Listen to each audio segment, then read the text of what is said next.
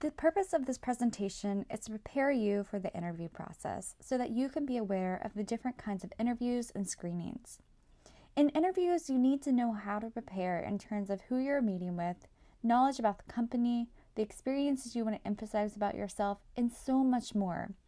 While you cannot know everything that will happen during an interview, you are able to prepare by anticipating what you might be able to say in particular situations, and that's what I'm going to guide you through today. I'll begin today's session with providing you with some basic information about career services. I'll then move on to describing the importance of learning how to effectively interview. I'll then explain the 4 different interview types, and after explaining these, I'll offer some ways to prepare for them.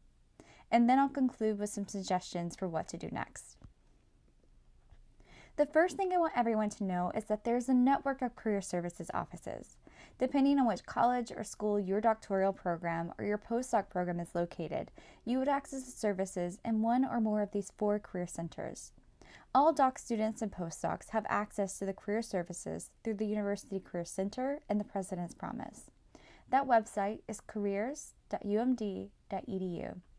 Through your primary career portal and C4T, you can register for events, see job postings, and other online resources such as Interview Stream, where you can practice for an upcoming interview that you may have. So how do you find more information about services for doc students and postdocs?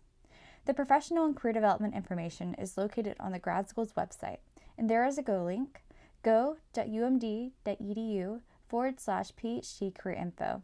On this website, you can find a link to all of our workshops, the services that we provide, tools and resources for you, previous recordings, and so much more. I've also provided Susan's email address along with mine should you like to contact us at any point.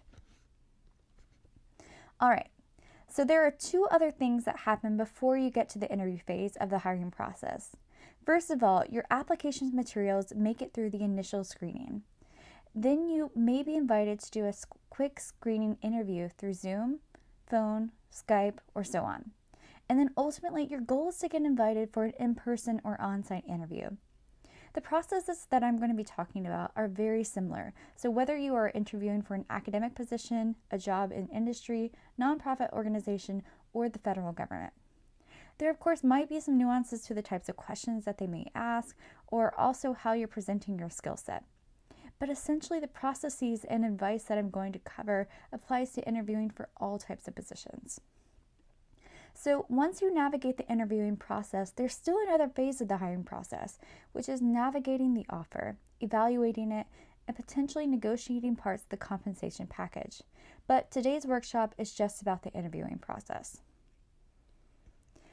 Before I get into how to prepare for the interview, I'd like to point out that there can be different types of interviews. In the traditional sense, when we think about interviews, we think about being asked hypothetical questions. And there are lists everywhere of typical interview questions. And I'll show you some examples of them in the workshop on effective interviewing techniques. There are also behavioral-based interviews. And these are interviews where you're asked to tell the interview about specific times when you such and such.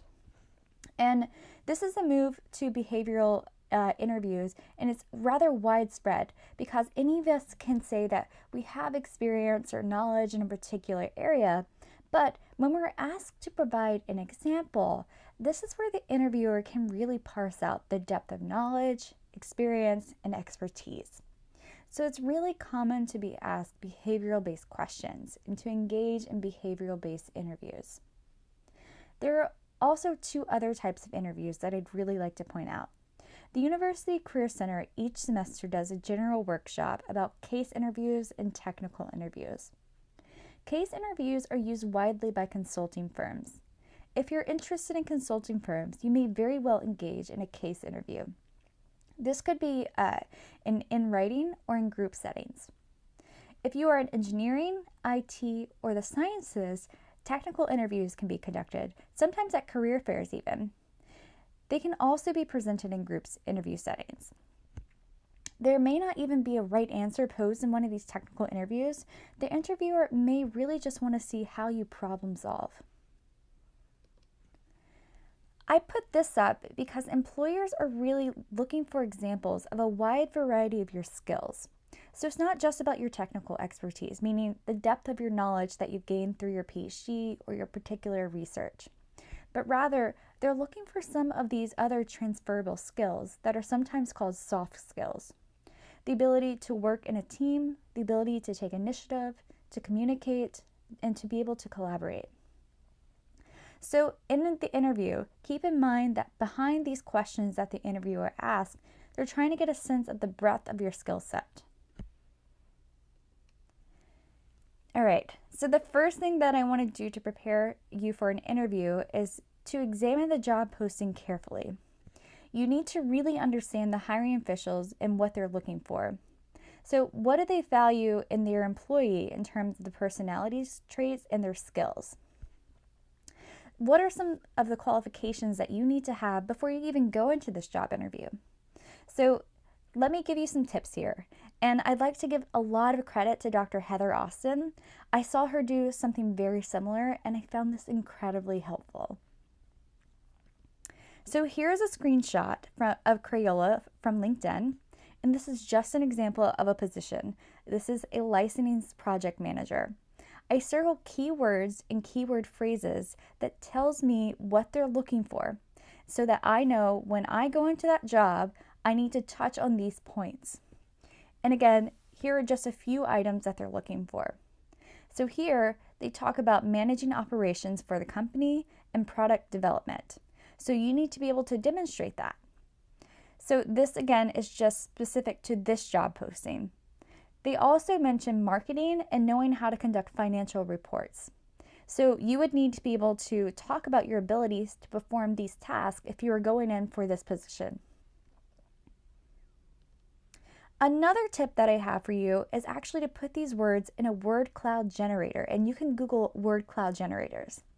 And you would see which words show up the largest. So you would go in and you would copy and paste all of the things from the job posting and put it into the word cloud generator. So what we see here on the screen is development, product management, licensing, marketing, kids, Crayola, design, and so on. They're all emphasized here. So these are things that you may consider mentioning in an interview or even like a cover letter even. The second tip here is conducting research on the company. And you need to know what the company is all about. And I'm going to show you the same company, Crayola. Again, this is Crayola's LinkedIn. And if you're not using LinkedIn, this is a terrific resource for you, and it's going to help you better connect with employers. So I'm using LinkedIn just as an example, but you can do this with any employer that you're interviewing with. You can first follow them on LinkedIn. Then there are also tabs off to the left-hand side with their homepage. So they have about, jobs, people, and videos. Here you're able to see what they've posted on their LinkedIn profile. You can even comment, like, and or share any of their content if you're genuinely interested in it. You can also go to the About tab to learn more about their company. So how are they founded? What is their mission? What are their values? And so much more. You can also continue perusing through their job tabs to see if there are any other positions available that you may be interested in. So you can see which people also work at this company in Easton, Pennsylvania. So currently there are 1,139 employees on LinkedIn that work for Crayola in this area. You can also watch any of their videos. After this, you can also visit their website to find even more information about them. And all of this will prepare you for the interview. So my next tip, number 3, you want to think ahead to the interview day. So not only what will you wear, but if you have a phone interview, where will you be? What type of environment will you feel most comfortable? You want, if possible, to try to have a noise-free environment, one free of distractions. If you have a video interview, where will you be? So is it messy? Is it clean? Are you going to be against a wall? What does your webcam equipment look like? And is your internet stable? You want to think about these like little items before your interview day. Because if you're thinking about them the day of, you may be anxious and your mind might be elsewhere rather than focusing on the interview itself. The next tip that I have for you is to know your career story, and this part is rather crucial. So let me explain for you what a career story does. A career story has a beginning, middle, and end, meaning it's an actual story that you're telling about yourself. All good stories start somewhere. Something happens in between its conclusion and it ends. Everyone has a story. And if you're struggling with how to articulate your story, please come talk to a career advisor. Your career story is meant to highlight your greatest accomplishments, so you're not mentioning anything that you're not proud of. It's meant to build your confidence up and show your uniqueness. You may have a graduate degree like others who are applying for this job, but you also have unique skills that you can bring to the table. You need to show what makes you different from all of those other people who are applying for this job. And finally, demonstrate why you are passionate about why you do what you do. Okay, so here are some questions to consider as you develop your career story. The first one is, where are you now? By this I mean, are you a PhD candidate, a postdoc? Are you working part-time for a company? So what is it that you are doing? The second question I have for you is, how did you get to where you are today? Did you pursue certifications? Do you do more schooling? Did you do an internship? Did maybe someone influence you to make this decision? The next thing is, what makes you unique? What are your unique talents and skills? And the last question is, what makes you so excited about what you do and what you want to do? And in the next workshop on interviewing, which is about effective interviewing, I'll identify some examples and stories to tell during the interview that are related to the position. And in that workshop, I'll also provide what we call the transferable skills checklist, which helps you talk about your skills to tell these stories. The final thing on how to prepare for an interview is to think of questions to ask. You want to make sure that you ask the right questions. So I want to keep this easy for you. You want to ask questions about the company, position, and the team that you'll potentially be working with.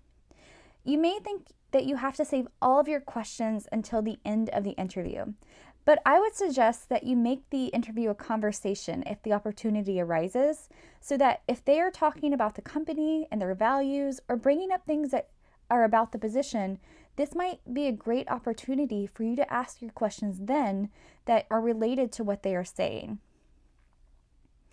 And I want to mention here that you will also practice typical interview questions before the interview, of course. And this is something that I will discuss more in depth in the next workshop on interviewing, and I'll provide some typical interview questions and discuss how to practice them. I also want to show you some additional resources here. Everyone at Maryland, students, faculty, and staff, all have access to LinkedIn Learning for free. There are numerous videos on interviewing, career development, and the job search process. Some videos are longer than others, and some are part of other courses, but these are additional supportive tools to help you. Our Graduate School Writing Center is also available to help. Not only do they help with writing, but they also help support communication. You can set up a consultation with one of the fellows, and you might even begin by brainstorming how you might turn a research project into a job talk. They are fully equipped to help you conceptualize, and they can also help you practice, so they can give you some feedback. If you're looking for academic jobs and you haven't been working with the TLTC, the Teaching and Learning Transformation Center, you definitely want to look into their website and look at the kinds of events and programs that they have. They help with teaching portfolios and diversity statements and research statements with the University Teaching and Learning Program. There's also the NCFDD, the National Center for Faculty Development and Diversity. They have a great 12-week dissertation completion support tool on their website, and it is absolutely free to you. They also have a resource library, again, absolutely free. And finally, there's Dr. Heather Austin's blogs and YouTube channels. I mentioned her earlier in this workshop. She is a terrific resource for career development, the job search process, and interviewing. So what might you do next? You definitely want to practice. Practice, practice, practice. I can't say this enough. You can practice your career story. You can practice by anticipating the sort of questions that you might receive and how you might respond. Once you've done this and are comfortable, you will want to practice with a live audience, maybe some friends. I will also recommend using Interview Stream, which I will discuss more in depth in the Effective Interview Techniques workshop. And finally, schedule an appointment with a career advisor to have them provide you with live feedback as well. Again, this is our contact information and our website link, along with our Twitter handle. And if you'd like to receive feedback for your practice interview, you can make an appointment with a staff in your primary career center or Dr. Susan Martin. And if you'd like to discuss how this type of session might be done for members of a graduate student organization, please contact me directly. Thank you for taking the time to attend this session, and we look forward to supporting you through your career development in your job search process.